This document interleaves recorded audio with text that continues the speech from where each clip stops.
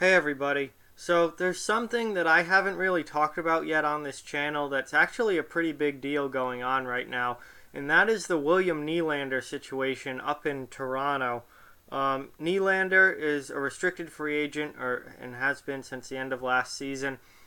And while almost all of the restricted free agents ended up signing some sort of deal in the off season and have gotten themselves into camp and into back with the team, Nylander remains out for the Maple Leafs. He is not signed and he has not played at all this season, and things are not looking good as far as this situation goes.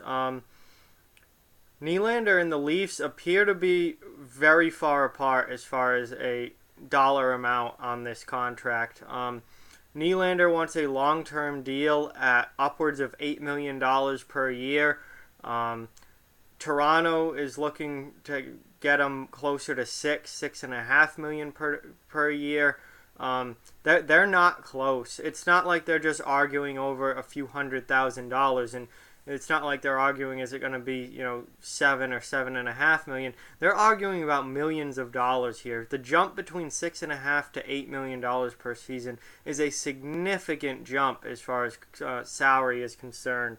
So there's still, it doesn't appear to be anything close. I think both sides would like to get a long-term deal in place, but the clock's ticking, and we're into the season now. Nylander's still not there, and the restricted free agents, I believe, have to be signed by December 1st to be eligible to play this season. So they're up against the clock a little bit here. They've got about a month and a half left to get a deal done. Obviously, I don't think either side wants it to drag out that much longer.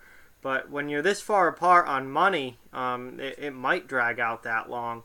I don't, the option is always there to do a bridge deal and just sign them for 1 or 2 years just to get them back with the team. You could give them 1 year at $7 million and just go.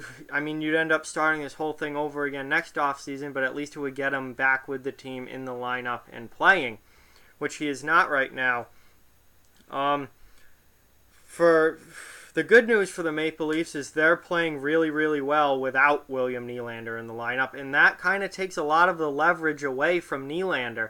Nylander's here asking for $8 million per season, and the Maple Leafs are just lighting up the scoreboard without him. The addition of John Tavares has been huge. He's got 6 goals already. Matthews has 7 goals already. It's really starting to look like offensively they don't need Nylander, which really takes the leverage away from Nylander and gives it to the Leafs. They're like, fine, we're not going to pay you that much money. Sit out. We don't care because we're winning without you, and we're scoring a ton of goals without you.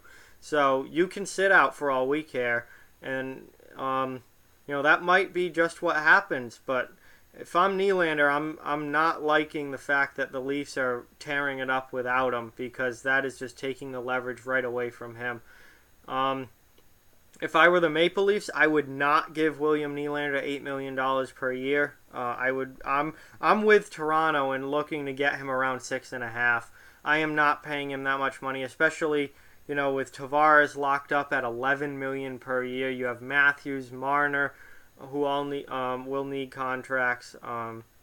Nylander is not a guy that he's a really good young player and he's a very talented player. But just look at what they're doing without him. He's not so important that you would just give him whatever he wants and that much money, because they're doing fine without him. So if I were Toronto and the cap situation there and what it's going to be in the future, they're good on the cap now because they've still got guys on entry level deals, but once those entry level contracts expire, you're going to have to sign these guys long term at big money, including Nylander. You got to find a way to fit it all under the cap, and paying $8 million per year for Nylander is not going to help you fit it under the cap.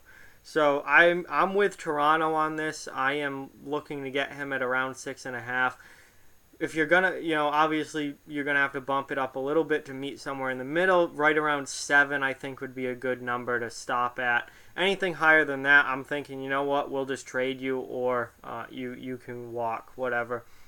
But I haven't really touched on that yet because Nylander and Nick Ritchie are the only RFAs remaining who are not signed. I haven't really heard anything about Nick Ritchie in Anaheim. So I don't know where they're at as far as getting a deal done. But Nylander's the big one, and he's obviously a big name and plays in Toronto, who's one of the better teams this year. And obviously everything in Toronto is under a microscope. So they talked a lot about this last night during the NBCSN game, and I figured it'd be something that I should touch on for the first time because I haven't really talked about it yet. But Nylander and the Leafs are still far apart on money.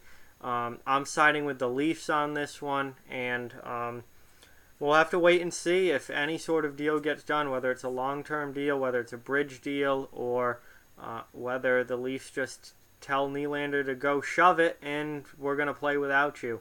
Because they've played without him so far and they've looked really, really good, especially offensively. So that's what I got on that. Like, comment, share, subscribe, follow on social media, check out offthewallhockey.com.